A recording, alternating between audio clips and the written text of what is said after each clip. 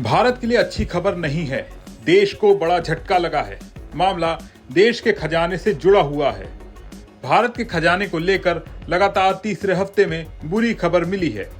इन लगातार हफ्तों में भारत के रिजर्व से 7 अरब डॉलर से ज्यादा यानी करीब 63,000 करोड़ रुपए से ज्यादा खाक हो गए हैं।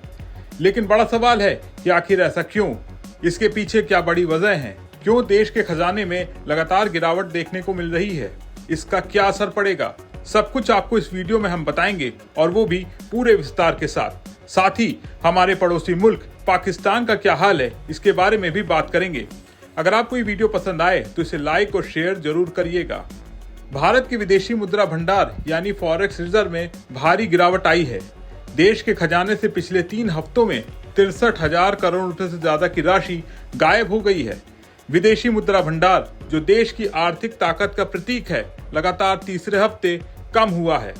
रिजर्व बैंक ऑफ इंडिया यानी आरबीआई की ताजा रिपोर्ट के मुताबिक 18 जुलाई को खत्म हुए हफ्ते में भारत का फॉरेक्स रिजर्व 1.183 अरब डॉलर यानी करीब 10,000 करोड़ रुपए घट गया है। अब ये 695.489 अरब डॉलर रह गया है। बीते 3 हफ्तों में कुल 7.293 अरब डॉलर यानी 63,000 करोड़ रुपए से ज्यादा की गिरावट हो चुकी है। सितंबर 2024 में तो भारत का फॉरेक्स रिजर्व 704.885 अरब डॉलर के रिकॉर्ड स्तर पर था, लेकिन अब ये नीचे जा रहा है। अब सवाल उठता है कि आखिर फॉरेक्स रिजर्व में इतनी गिरावट क्यों आ रही है? जानकारों का कहना है कि भारत में रुपए की कीमत डॉलर के मुकाबले लगातार कम हो रही है।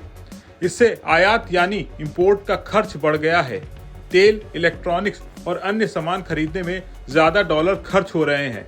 आरबीआई रुपए को संभालने के लिए अपने रिजर्व से डॉलर बेच रहा है, जिससे फॉरेक्स रिजर्व कम हो रहा है। चलिए अब भारत के फॉरेक्स रिजर्व के हिस्सों को समझते हैं। फॉरेक्स रिजर्व में 4 मुख्य हिस्से होते हैं: foreign currency assets, gold reserve, special drawing rights यानी एसडीआर और आईएमएफ में reserve position. Foreign currency assets ये सबसे बड़ा हिस्सा है, जो 1.201 अरब डॉलर घटकर 587.609 अरब डॉलर रह गया है। इसमें यूरो, पाउंड और येन जैसी करेंसी की वैल्यू का उतार चढ़ाव भी असर डालता है।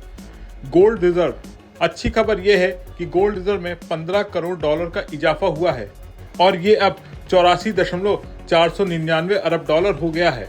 एसडीआर ये 11.9 करोड़ डॉलर घटकर 18.683 अरब डॉलर रह गया है। आईएमएफ रिजर्व पोजीशन, इसमें भी 1.3 करोड़ डॉलर की कमी आई है और ये 4.698 अरब डॉलर है। अब पाकिस्तान की बात करें तो उसका हाल तो और भी खराब है। स्टेट बैंक ऑफ पाकिस्तान की रिपोर्ट कहती है कि उनके फॉरेक्स रिजर्व में 69 मिलियन डॉलर यानी करीब 580 करोड़ रुपए की कमी आई है। 18 जुलाई तक उनके सेंट्रल बैंक के पास 14.46 अरब डॉलर और कमर्शियल बैंकों के पास 5.46 अरब डॉलर बचे हैं, यानी पाकिस्तान का कुल फॉरेक्स रिजर्व अब 19.92 अरब डॉलर है। पाकिस्तान की अर्थव्यवस्था पहले से ही कंगाली की कगार पर है। बाहरी कर्ज यानी एक्सटर्नल डेट का भुगतान करने के लिए उनके सेंट्रल बैंक को रिजर्व से पैसा निकालना पड़ रहा है। इस वजह से उनके फॉरेक्स रिजर्व में भी कमी आ रही है। कुल मिलाकर भारत के लिए गिरावट चिंता की बात तो है, लेकिन हमारे रिजर्व अभी भी दुनिया में चौथे नंबर पर हैं। 695 अरब डॉलर का रिजर्व 11 महीने के आयात और 96% बाहरी कर्ज को कवर कर सकता है।